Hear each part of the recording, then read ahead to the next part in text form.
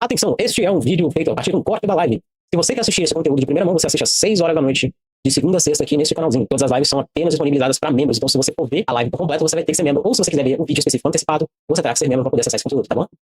Bom vídeo. Agora nós vamos com minutos de sanidade, não sei se vão ser, talvez sejam de insanidade, porque BoJack Horseman pra mim é um dos desenhos que eu não me arrisquei ainda a assistir, nem a tentar. Não sei se vou ou fazer, porque, sei lá, pra mim sempre pareceu um desenho muito estranho e depressivo, ruim, estranho, mesmo. Mas vamos ver qual que é a análise psicológica que ele traz, que é a mentira do eu me conheço. Digamos assim, eu sei exatamente quem eu sou, talvez. A capacidade de explicar um erro é tão refinada que por um momento parece que o simples fato de compreendê-lo já diminui a gravidade dele. Existe uma armadilha em acreditar que dar nome aos nossos monstros internos é o mesmo que domesticá-los. E na cultura pop, nenhum roteiro explora essa contradição de maneira tão visceral quanto o de BoJack Horseman. O grande perigo do protagonista não reside apenas no seu vício ou no seu ego inflado pela cultura de Hollywood, mas em algo muito mais sutil e comum: a sua inteligência e sagacidade. O BoJack Me incomoda muito a ideia de que é um cavalo e outros bichos que vivem entre pessoas. Pô, o cavalo não tem mão. Por que é um cara que tem a cabeça de um cavalo? É um cavalo mutacionado para ser humanoide? Eu não sei o que me incomoda tanto nesse desenho. É um sujeito autoconsciente de todos os erros que comete. Ele consegue narrar sua autodestruição em tempo real, citando seus traumas de infância e a negligência de seus pais como se estivesse lendo o próprio prontuário clínico. Todavia, essa clareza raramente se traduz em transformação. Pelo contrário, ela se torna um lugar confortável para morar. Eu sou o psicólogo Ricardo. Porque é muito tranquilo você viver no seu sofrimento e continuar falando para você mesmo e para os outros que você sofreu bastante, por isso você é assim. Chagas Nascimento, e por aqui eu faço análises psicológicas de filmes, séries e personagens, e no vídeo de hoje, novamente eu vou fazer uma análise sobre BoJack Horseman. No setting clínico, o momento em que o paciente finalmente entende a origem de um comportamento é chamado de insight. É um alívio imenso. De repente, as peças do quebra-cabeça se encaixam e o paciente percebe: ah, eu ajo assim porque minha mãe era narcisista, ou eu afasto as pessoas por medo de rejeição. BoJack Horseman vive de insights o tempo todo. Ele é um mestre. É bem frequente essa ideia de, mas eu fiz isso ou faço isso porque aconteceu X na minha vida. Mas assim como a gente viu no outro vídeo sobre Tanjiro e Deku, se você não viu, você vai ter que caçar aí no seu feed. Essa ideia aqui é muito errônea. Não é porque você sofreu que você pode fazer outras pessoas sofrerem. Você tinha que mudar o seu comportamento, não reproduzir.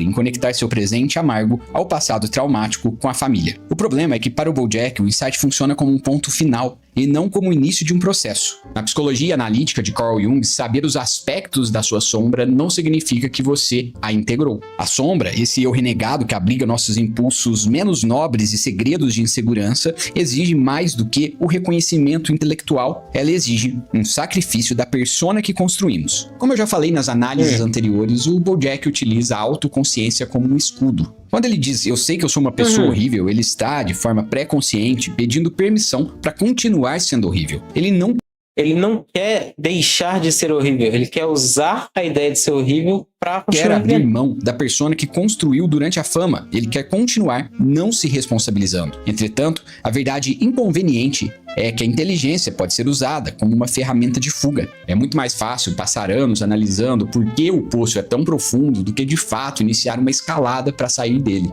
Se olharmos para BoJack a partir da perspectiva da TCC, percebemos que ele sofre de uma ruminação cognitiva crônica. Ele revisita seus erros do passado não para aprender, mas para se punir de uma forma que o mantém paralisado. Essa ruminação é alimentada por crenças centrais de desvalor. BoJack internalizou tanto as falas da sua mãe Beatrice sobre ele ser um erro que ele acredita que a felicidade é algo proibido para ele. Ou seja, quando as coisas começam a dar certo, ele sabota a situação para Ele vai fazer confirmar sua teoria de que ele é estragado. Aqui reside a diferença principal entre autoconsciência e mudança comportamental.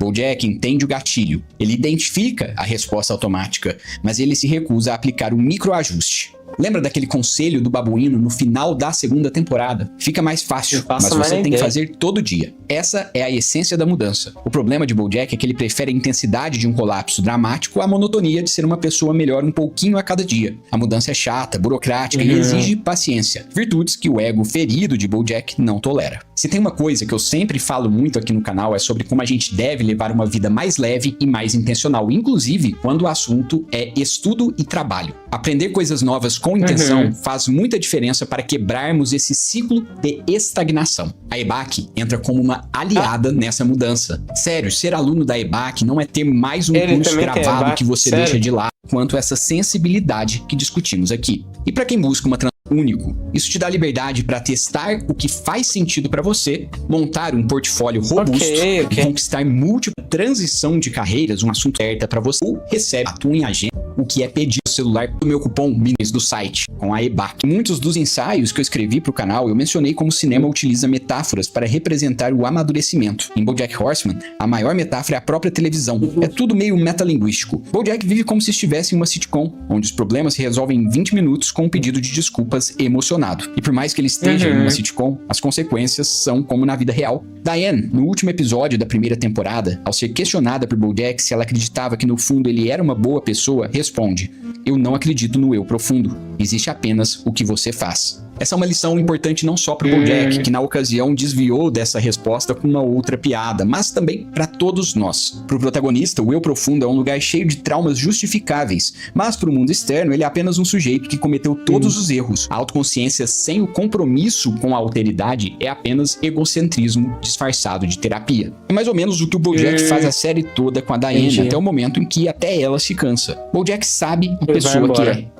E ele se utiliza dessa tragédia para manter as pessoas por perto, através da culpa, ou para afastá-las antes que elas percebam quem ele realmente é. Afinal, se ele se odeia primeiro, ninguém pode odiá-lo mais do que ele mesmo. É um baita mecanismo de defesa, todavia não se sustenta no longo prazo. Assim como o final da primeira temporada, a série termina com outra conversa melancólica entre BoJack e Diane no telhado. Não há uma grande redenção, não há o retorno triunfal ao estrelato, há apenas o silêncio e o peso das escolhas definitivas. BoJack sobreviveu ao seu próprio caos, mas ele perdeu quase todos os vínculos das pessoas que amava. A autoconsciência é apenas a porta de entrada. Você pode passar a vida inteira na soleira dessa porta, admirando a vista do seu próprio inconsciente, ou você pode decidir entrar e começar a faxina. A transformação não reside no quanto você sabe sobre a sua infância, mas no quanto você está disposto a não usá-la como desculpa para ferir as pessoas. Entender o trauma é importante para que você que é isso que tá acontecendo? Pare de se culpar por coisas que não foram sua responsabilidade.